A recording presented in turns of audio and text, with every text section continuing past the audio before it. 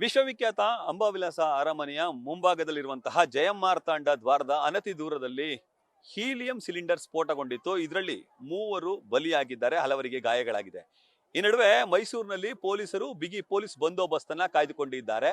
ಹೊಸ ವರ್ಷಕ್ಕೆ ದೇಶ ವಿದೇಶ, ರಾಜ್ಯ ಹೊರ ರಾಜ್ಯ, ಜಿಲ್ಲೆ ಹೊರ ಜಿಲ್ಲೆ ಸೇರಿದಂತೆ ಬೇರೆ ಬೇರೆ ಭಾಗಗಳಿಂದ ಪ್ರವಾಸಿಗರು ಅತಿ ಹೆಚ್ಚಿನ ಸಂಖ್ಯೆಯಲ್ಲಿ ಆಗಮಿಸಿದ್ದಾರೆ. ಹಾಗಾಗಿ ಪ್ರವಾಸಿಗರ ಹಿತದೃಷ್ಟಿಯಿಂದ ಬಿಗಿ ಪೊಲೀಸ್ ಬಂದೋಬಸ್ತನ್ನ ಕಾಯ್ದುಕೊಳ್ಳುವಂತ ಕೆಲಸಕ್ಕೆ ಮುಂದಾಗಿದ್ದಾರೆ. ನೀವು ದೃಶ್ಯದಲ್ಲಿ ಗಮನಿಸ್ತಿರ್ಬೋದು, ಜಯಮಾರ್ತಾಂಡ ದ್ವಾರವನ್ನ ನೋಡ್ತಿದ್ರಿ.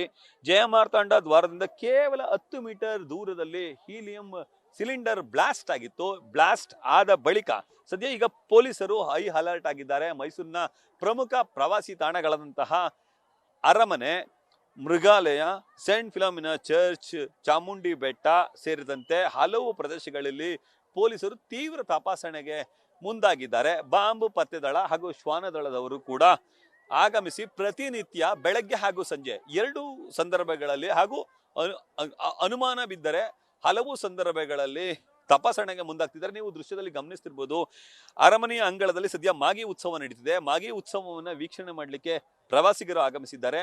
ಹಾಗಾಗಿ ಪ್ರವಾಸಿಗರು ಇರುವಂತಹ ಸಂದರ್ಭದಲ್ಲಿ ಏನಾದರೂ ಅವಘಡಗಳು ಸಂಭವಿಸಿಬಿಟ್ರೆ ಅನ್ನೋ ಆತಂಕದಲ್ಲಿ ಹಾಗೂ ಪ್ರವಾಸಿಗರ ಹಿತದೃಷ್ಟಿಯಿಂದ ಬಿಗಿ ಪೊಲೀಸ್ ಬಂದೋಬಸ್ತನ್ನ ಬಾಂಬ್ ಪತ್ತೆ ದಳ ಹಾಗೂ ಶ್ವಾನದಳ ತಂಡದವರು ಮಾಡ್ತಿದ್ದಾರೆ.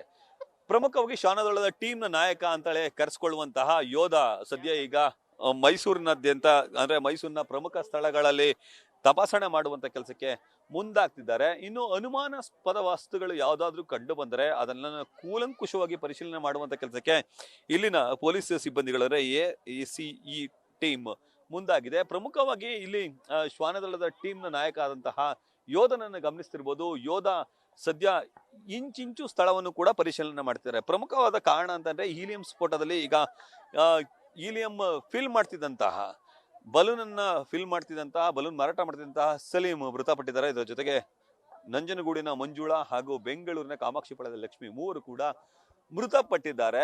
ಈ ಕಾರಣಕ್ಕಾಗಿ ಜೊತೆಗೆ ಹಲವರು ಗಾಯಗೊಂಡು ಆಸ್ಪತ್ರೆಯಲ್ಲಿ ಚಿಕಿತ್ಸೆ ಪಡೆಯುತ್ತಿದ್ದಾರೆ.